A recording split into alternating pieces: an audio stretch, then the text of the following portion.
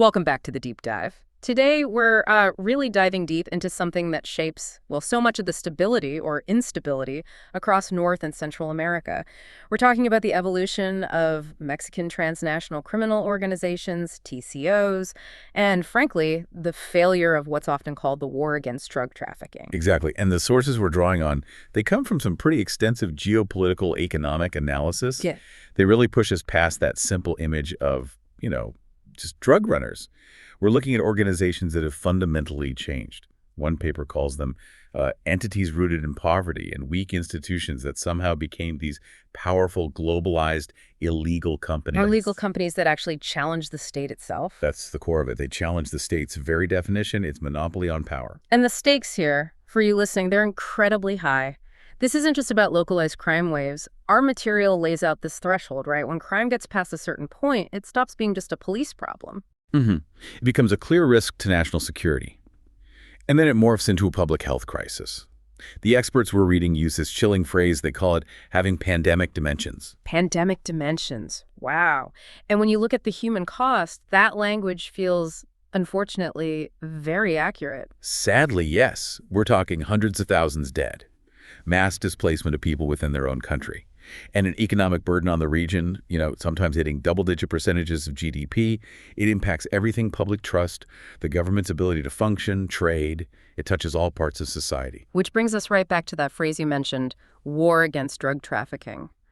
Our sources identify this as a core problem. Why is that language so flawed? Why doesn't it capture what's really happening? Well, the analysis argues pretty strongly that calling it a war is a dangerous oversimplification, maybe even a mistake. Yeah. Because when you frame it as a war, the state automatically puts the most vulnerable people, those in poverty, without other options. It casts them as enemy combatants, essentially, part of a civil conflict. So it criminalizes poverty in a way. Exactly. It shifts the focus away from the deep institutional and economic roots of why people get involved. Instead, you end up focusing state power, state violence on the most marginalized groups. And that approach, well, it often creates more problems than it solves. It doesn't address the why. So our goal today is to really cut through that simplistic good versus bad narrative.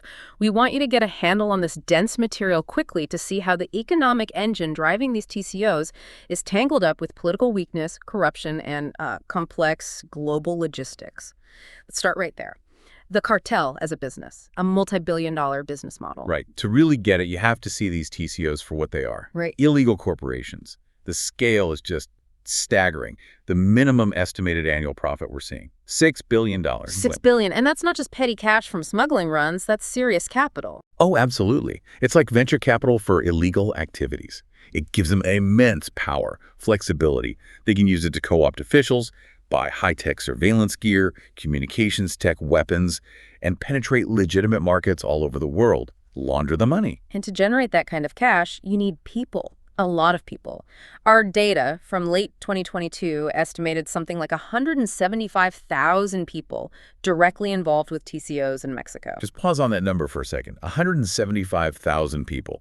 If you stack that up against legitimate industries in Mexico, the drug trade comes out as the country's fifth largest employer. Fifth largest. That's incredible. And we're not just talking about low-level mules, are we? Not at all. That number covers the entire structure. You've got specialized hitmen, logistics managers, people running communications networks, financial experts, money launderers, and, crucially, the people who enforce territorial control on the ground, the foot soldiers. It's a whole shadow economy running in parallel, which really underlines the economic driver, the why, behind recruitment. When the legal economy doesn't offer a way out, this alternative looks, well, it offers immediate, huge returns. Yeah, the profit motive is maybe the starkest sign of where the state or the legal economy is failing. One source gives this really painful comparison. It sticks with you. 1 kilogram of coca. And coca cultivation is increasing in Mexico now. That 1 kilo generates at least 6,667 times more income than a kilogram of maize. 6,667 times more. To say that again, that comparison is brutal. It shows just how impossible it is for traditional agriculture to compete, doesn't it? Completely impossible. It's an incentive so powerful it makes farmers abandon generations of farming tradition. They risk their lives, their freedom, everything to grow these illicit crops because the legal alternative just doesn't pay enough to survive, let alone get ahead. And there are knock-on effects beyond the violence, right? Yeah. Environmental costs. Huge environmental costs. The data suggests this shift towards illicit crops is responsible for something like 30% of the deforestation happening in Central America. They're clearing fertile land, protected jungles, turning them into coca fields, poppy fields, or just carving out smuggling routes. So if we frame the cartel as this illegal, violent company, what's its core business strategy, beyond just making money? Well, like any big company, its strategy is all about adapting to the market. They're incredibly sensitive to supply chains, distribution problems, and absolutely central market demand. And their number one market, overwhelmingly, is the United States. Right. The U.S. demand. Yeah. So their whole business strategy is shaped by U.S. consumption patterns and also, importantly, by U.S. policy choices and failures. And they're not passive suppliers. They actively work to promote demand, finding new niches, differentiating products, making distribution hyper-efficient. Let's really put that U.S. demand engine in perspective, because the consumption levels are what fuel this entire destructive machine, aren't they? They absolutely are. And the numbers, honestly, they're heartbreaking. In 2022, you had over 109,680 overdose deaths in the U.S. The estimates for 2023 were still hovering around 107,500. Just devastating numbers. And if you look longer term, we're getting close to this awful milestone of 1 million overdose deaths in the U.S. just since the year 2000. 1 million lives lost. That's almost unimaginable. And the baseline usage, the number of people trying or using drugs. It's vast. A report from a few years back indicated that about half the U.S. population, that's over 138 million Americans, had tried illicit drugs at some point. And maybe more critically, about 11.7%, so 32 million people, reported using them in the previous month. And that monthly use covers a lot, right? Marijuana, cocaine. Yeah, it includes marijuana, prescription painkillers misuse, stimulants, heroin, cocaine, sedatives. But a really dangerous pathway now is people moving from prescribed drugs like painkillers into dependence and then turning to the black market when prescriptions run out or get too expensive. And that black market, it's now almost totally supplied by these TCOs, especially with synthetics like fentanyl. So the demand is clearly internal to the U.S. But historically, the policy response, the policy toll, has pushed the burden of fighting it onto the supply side, onto Mexico and Central America. Yeah, that's a direct result of U.S. prohibitionist policies, which really ramped up in the early 20th century. By framing the problem as one of external supply coming in rather than internal demand and public health, the U.S. effectively exported the violence, exported the fight. Shifting the burden south. Exactly. The focus became stopping drugs at the border or in the producing countries. This didn't really dent U.S. consumption much. What it did do was create this incredibly profitable, incredibly violent, illicit industry in Mexico, an industry that often wasn't there on that scale before. So the analysis seems clear. This security-first, supply-focused strategy is fundamentally flawed. What's the alternative path suggested in the material? The sources argue very strongly that focusing almost entirely on stopping external supply, instead of seriously tackling and reducing internal U.S. demand, is choosing a short-term security theater over the only real long-term solution, which has to be a public health strategy focused on prevention, treatment, and harm reduction within the U.S. Because the current approach has human rights costs, too. Absolutely. It violates the rights of people in the producing countries, fuels violence there, and undermines their political and economic sovereignty. It's this vicious loop. U.S. demand fuels the market, U.S. policy pushes the violence south, and countries like Mexico bear the devastating social, political, and human costs. The only way to really break that cycle, the sources argue, is to significantly reduce the demand that makes the TCO business model so incredibly profitable in the first place. Okay, so that structural weakness, the environment that allows TCOs to flourish, that's where we need to go next.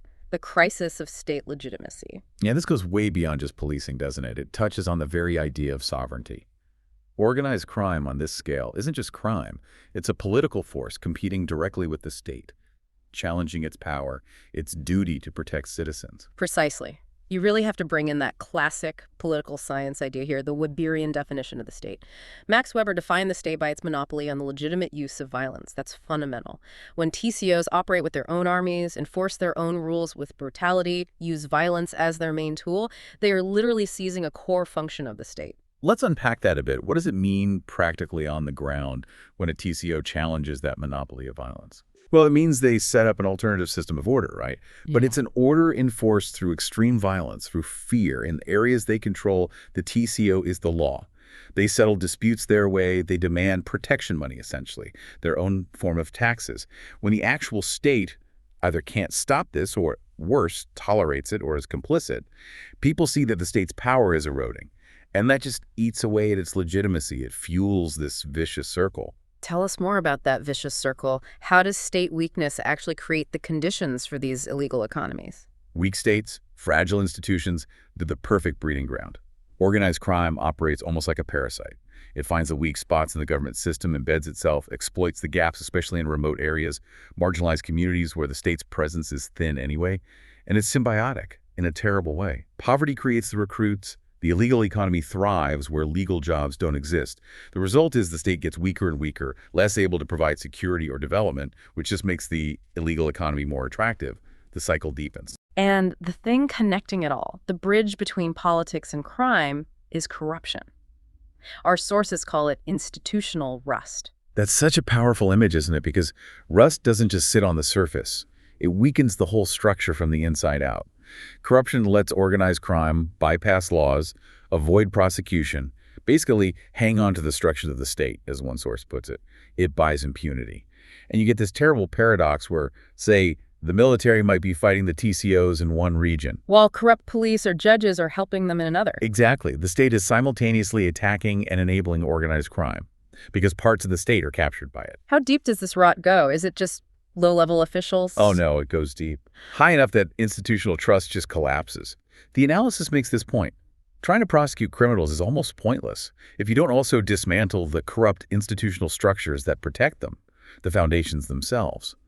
And the perception of systemic corruption, especially looking across Latin America, it's incredibly high, which makes fixing it a monumental task. And when those civilian institutions, police, courts, local government, become too compromised, too ineffective because of this rust, the state often turns to the one institution that seems capable, the military, which leads straight to the dangers of militarization. Yes, and that's a really risky path. When corruption creates that institutional vacuum, there's immense pressure to send in the armed forces to handle public security. They seem like the only ones organized enough, powerful enough. But this gives them an overweight role, as the source calls it. It pulls the military away from its main job, defending against external threats, and throws it into long-term internal policing. Which carry its own risks. Huge risks. First, it prioritizes a hard security approach over addressing the root causes, the health, education, economic issues. And second, critically, it exposes the military itself to the same corruption it's supposed to be fighting. Military personnel become targets for bribes or intimidation, too. And when the military gets corrupted, the state loses its last resort. The sources had a pretty stark warning about the state using violence too much in this context, didn't they? They did. They stressed that the state should aim for restrictive use of violence. If the state relies constantly on force to manage social and economic problems, it actually undermines its own legitimacy, its own reason for being. Overusing violence erodes public trust, erodes the social contract. Okay, let's tie this back to the sheer manpower we talked about earlier, those 175,000 people working for the PCOs. Clearly, they're filling a void left by the state, addressing a huge social cost. What's the appeal beyond just the money? It's about more than cash. They offer a path to social status, a sense of identity, maybe even a twisted sense of belonging that the legitimate system has failed to provide for many people. This is where you get to narco culture. It's this complex social phenomenon. It has its own codes of conduct, its own style of dress, specific behaviors, even its own sort of religious undertones sometimes in areas where cartels dominate. How does that look in practice? What are those codes like? Often they're hyper-masculine, extremely violent, very focused on flashy displays of wealth, loyalty to the boss, ruthless ambition. These are valued. You see it glorified in popular culture sometimes, like in Narco corrido music, which tells stories about traffickers turning them into folk heroes almost, figures of power and respect to their communities. For young men especially, in areas with no jobs and no hope, it offers this ready-made identity, a path to feeling powerful, even if it's incredibly dangerous. It's a shortcut to social ascent. A lethal fast-track career, basically, available to anyone regardless of education. Exactly. But the violence inherent in this business model, the constant fighting between groups, the clashes with the state, it means they have a huge turnover rate. They need to constantly replace people. And the recruitment numbers needed are just staggering. They really are. To keep their operations running, to replace the people killed or arrested, estimates suggest Mexican cartels need to recruit somewhere between 350 and 370 people every single week. 350 people every week, just to stand still. Yeah. That number maybe more than any other, shows you that this is fundamentally a social and economic problem, not just a crime wave you can arrest your way out of. It proves the point, doesn't it? It does. If the state tried to solve this just by locking people up, they'd have to double their prison population just to keep pace with recruitment, which is impossible, and ignores why people are joining in the first place.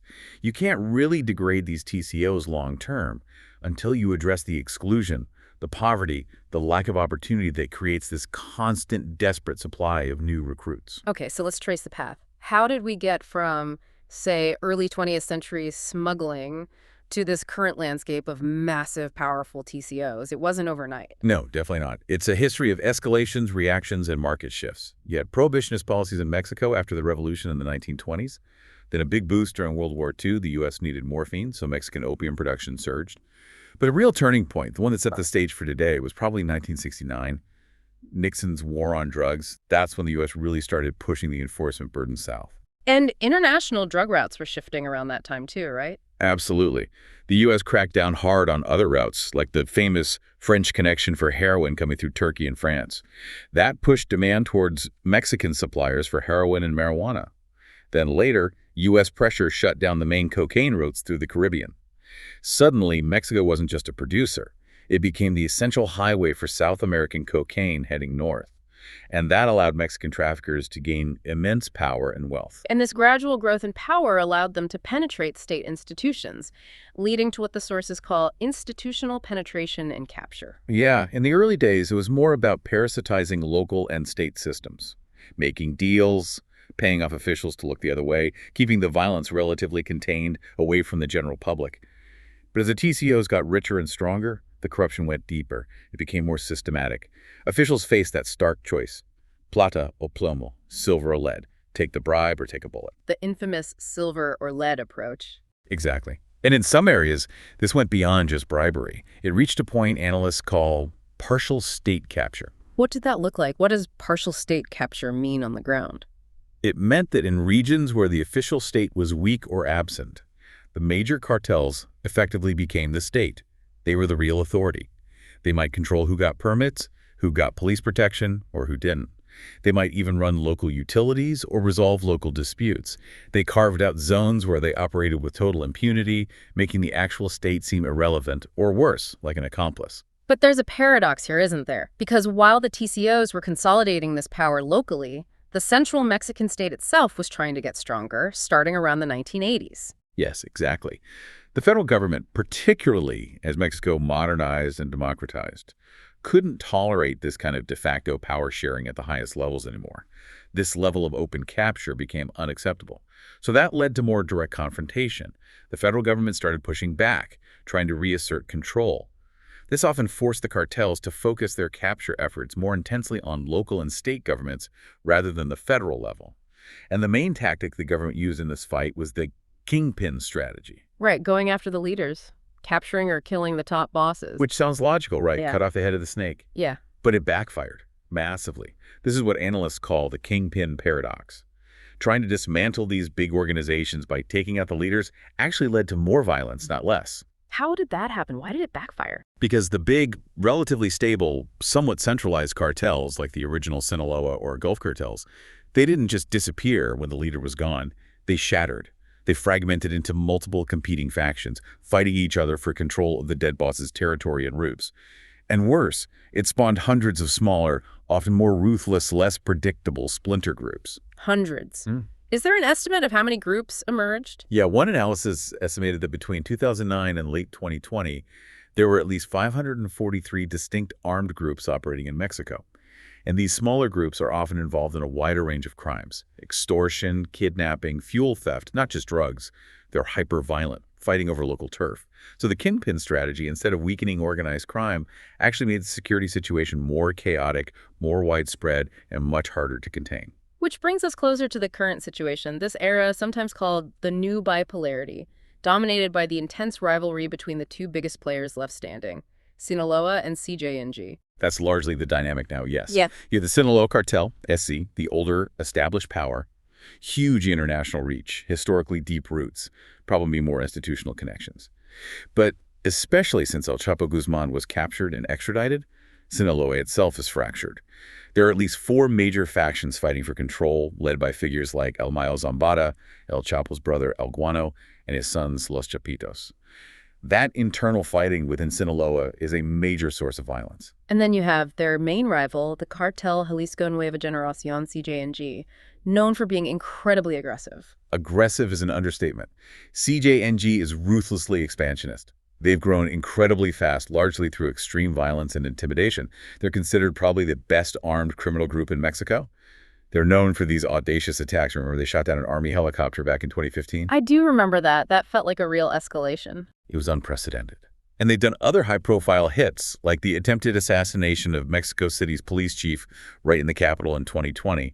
Their reach is terrifying. By 2020, they were reportedly present in 27 out of Mexico's 32 states. So this fight between the fragmented giant Sinaloa and the aggressive challenger, CJNG, is really driving a lot of the worst violence today. And this violence isn't spread evenly across the country, is it? The Congressional Research Service data highlights specific hotspots, these geographic zones of violence. That's right. It's concentrated. The highest homicide rates tend to cluster in a few key areas. The big border cities, Tijuana and Ciudad Juarez, are consistently high. They're vital corridors for trafficking goods and people into the U.S.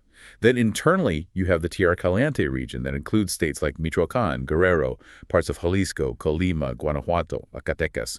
This area is crucial for both production, especially synthetics now, and transit routes. It's fiercely contested territory. We've even seen violence spilling over into tourist areas like Cancun and the Riviera Maya in Quintana Roo, leading to the military being deployed to patrol beaches. That shows how pervasive it's become. The homicide numbers are horrific, but they don't tell the whole story, do they? There's a broader social toll on the population. And homicides are just the most visible part. The crisis of disappearances is arguably just as devastating, perhaps more insidious. By 2022, Mexico had officially registered over 100,000 people as disappeared or missing. 100,000. And the truly chilling statistic is that 90% of those disappearances happened after 2007. Which is when the militarized war on drugs really escalated. Enforced disappearance isn't just random violence, it's a tactic. Cartels use it to silence opponents, control communities through terror, eliminate rivals without leaving bodies that attract immediate investigation. It creates this constant climate of fear. It's basically a tool of political terror against civilians. Absolutely. And it drives displacement. People flee their homes not just because of gunfights, but because of the constant threat of violence, extortion, and disappearance. Between 2009 and 2018 alone, estimates suggest around 380,000 people were forcibly displaced within Mexico. That's an internal refugee crisis driven by this violence, and it puts immense strain on the state's resources and social fabric. Okay, we really need to pivot here to what might be the single biggest shift in the entire TCO business model recently. The synthetic drug revolution. Right. This move away from plant-based drugs, opium for heroin, marijuana, towards things manufactured in labs like fentanyl and methamphetamine. Why is this such a game changer? It fundamentally changes almost everything about their operations. Synthetics are way cheaper to produce. You don't need vast territories of farmland. You don't need armies of farmers. You don't have to worry about crop eradication spraying by the government or bad weather affecting harvests. What you do need are clandestine labs, chemists, and reliable access to precursor chemicals. Let's talk about fentanyl first. That's the drug dominating the overdose headlines in the U.S. right now. Fentanyl is the killer app, unfortunately. It's incredibly potent, 30 to 50 times stronger than heroin. That means tiny amounts are worth huge money. Profits are immense. And crucially, the TCOs are manufacturing it themselves right there in Mexico, using those precursor chemicals imported from overseas. The U.S. seizure data tells the story. Fentanyl powder seizures nearly doubled in recent years. Pill seizures tripled. That shows the sheer volume pouring out of Mexican labs and into U.S. distribution networks controlled by the cartels. And methamphetamine. Has that seen a similar surge? A huge surge, maybe quieter in the headlines than fentanyl, but just as significant. Mexican-produced meth has basically wiped out traditional U.S. domestic production. The stuff coming from Mexico is incredibly pure, very potent, very cheap. And it's not just for export. Demand for meth and other amphetamines has actually doubled inside Mexico since around 2017. So it's becoming a major domestic public health crisis there too, as well as a profit center. So if they're not growing drugs as much, the whole supply chain, the global logistics chain must have changed dramatically. Where are they getting the raw materials, the precursors for these synthetics? Overwhelmingly, the precursor chemicals are sourced from Asia, primarily China and India. This shifts the whole logistical challenge away from sneaking plants across land borders towards managing complex maritime shipping and port control. And the routes are getting more complex, too. The sources mention precursors coming from India, but going to Mexico via Africa, that seems like a long detour. Why do that? It's all about risk management and concealment. Direct shipping routes, say from China or India straight to Mexico, are heavily monitored. By routing through African ports, they add layers. They can disguise the shipments, maybe repackage them, mix them in with legitimate cargo flows. It makes detection much, much harder. And what's really telling is that the sources note even the massive disruption of the COVID-19 pandemic, which snarled legitimate global shipping, it didn't seem to significantly disrupt these specific illicit precursor flows. They found ways. Which brings us back to territory, but a different kind of territory. Controlling infrastructure, specifically ports. Exactly right. Controlling farmland matters less now than controlling the major Pacific and Gulf Coast ports. Places like Veracruz, Manzanillo, Lázaro Cárdenas, these are the gateways for those massive precursor shipments arriving by sea. So groups like CJNG fight ruthlessly to control these ports. They become incredibly valuable strategic assets, maybe more valuable than controlling the drug-producing region used to be. How have the TCOs adapted their older markets, marijuana and heroin, with this rise of synthetics? Marijuana has really taken a hit in value for them. As more U.S. states legalize cannabis, both medically and recreationally, the demand for illicit Mexican marijuana has dropped. U.S. border seizures started falling noticeably around 2019. It's just less profitable now. So it's become a much smaller part of their overall business portfolio, freeing up resources for synthetics. Heroin, though, that's a more complex story. The sources suggest Mexican TCOs are making inroads into the eastern U.S. heroin markets. Those used to be dominated by South American suppliers, right? Yes, traditionally, the white powder heroin found in the eastern U.S. came mainly from Colombia. But Mexican TCOs have aggressively moved into that space. They're expanding their presence in major hubs like Chicago, New Jersey, Philadelphia, New York. They're doing it partly by increasing their own production of white powder heroin in Mexico, which they didn't used to focus on as much. And they're also increasingly controlling the trafficking of South American heroin moving north.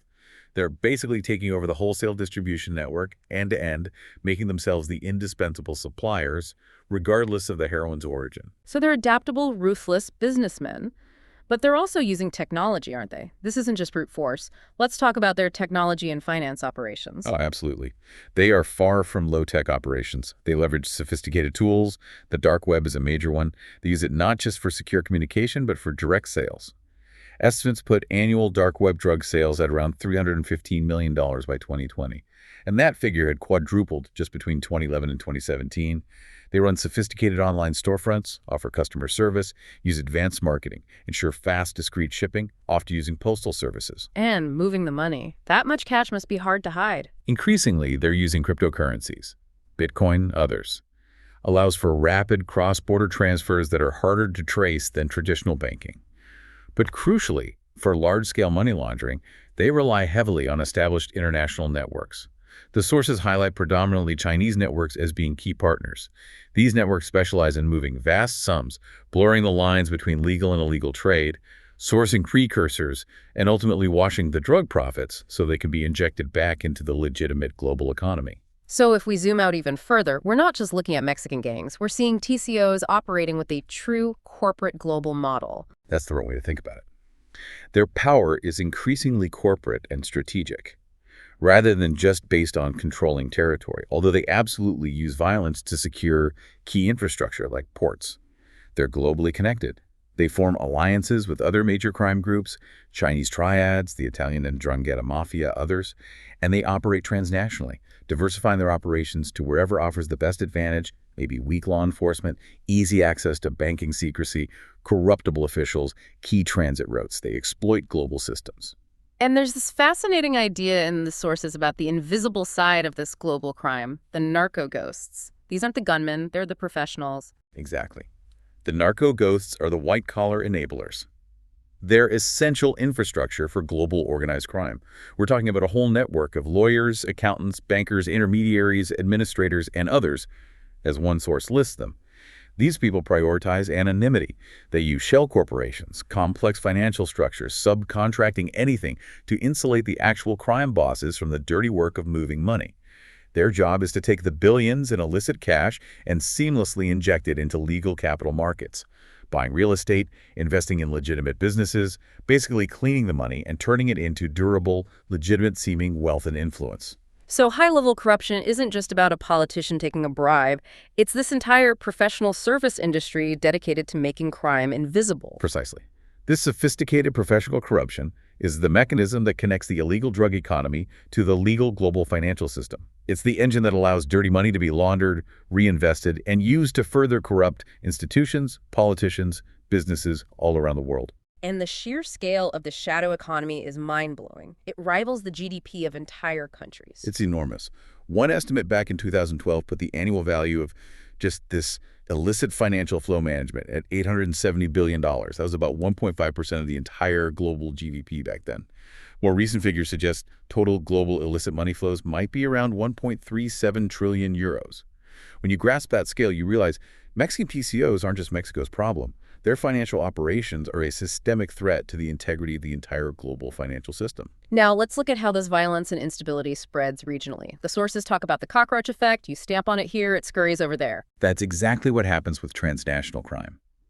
When the Mexican government, heavily pressured by the U.S., really ramped up the drug war violence from 2006 onwards, it didn't eliminate the TCOs. It squeezed them. It made operating in some parts of Mexico much harder, more dangerous. So they shifted parts of their operations south into Central America, particularly into the Northern Triangle countries, Guatemala, Honduras, El Salvador. These countries saw a massive surge in organized crime activity, violence, and corruption directly linked to the displacement from Mexico.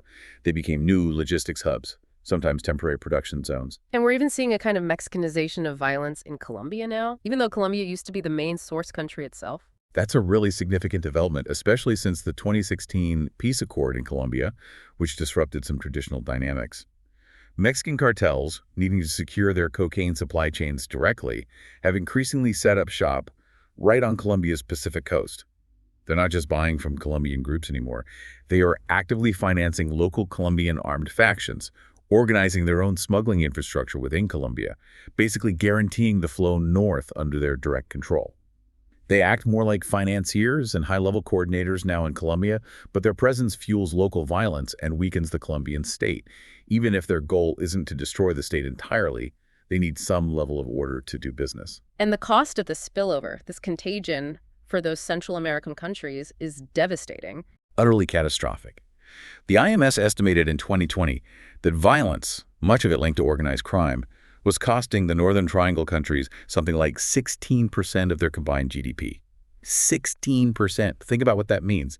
That's money that cannot go into schools, hospitals, roads, job creation, all the things that might actually offer people an alternative to crime and break that cycle of poverty and violence. Finally, let's touch on the geopolitical toll. How has this whole situation warped the relationship between the U.S. and its southern neighbors? The sources talk about the narcotization of these relationships. Yeah, narcotization is a good term. Crime, specifically the drug trade, has become the dominant lens through which the U.S. often views and interacts with Mexico and Central America. The drug problem gets inserted into almost every bilateral discussion, every security agenda. Often, vital development aid or economic cooperation becomes conditional on meeting anti-drug targets set by the U.S. This can effectively limit the political autonomy of these nations, forcing them to prioritize U.S. security concerns, sometimes over their own domestic needs or strategies. And historically, critics argue the intense focus on the war on drugs has sometimes served as a justification for U.S. interventions or policies in the region that weren't strictly about stopping drugs, further complicating trust and sovereignty issues. #outro. So, looking back at everything we've covered in this deep dive, I think what really stands out is just how complex and adaptive these TCOs are. We've basically synthesized two huge strategic shifts, haven't we? First, this evolution from, localized drug gangs into these massive polycrime global corporations. They're sophisticated, tech-savvy, and critically deeply woven into state structures through that professional high-level corruption we talked about. Right. They're not just fighting the state. They're intertwined with parts of it. And the second big pivot is that disruptive shift to synthetic drugs. Fentanyl, meth. It's completely changed the rules of the game. Less need for territory, more focus on chemical precursors, ports, and logistics. And it seems to be driving even more intense, fragmented violence over distribution hubs. Absolutely. The unavoidable takeaway, I think, from all the material we've looked at, is that trying to solve this purely through arrests, through a punitive criminal justice approach, it just doesn't work.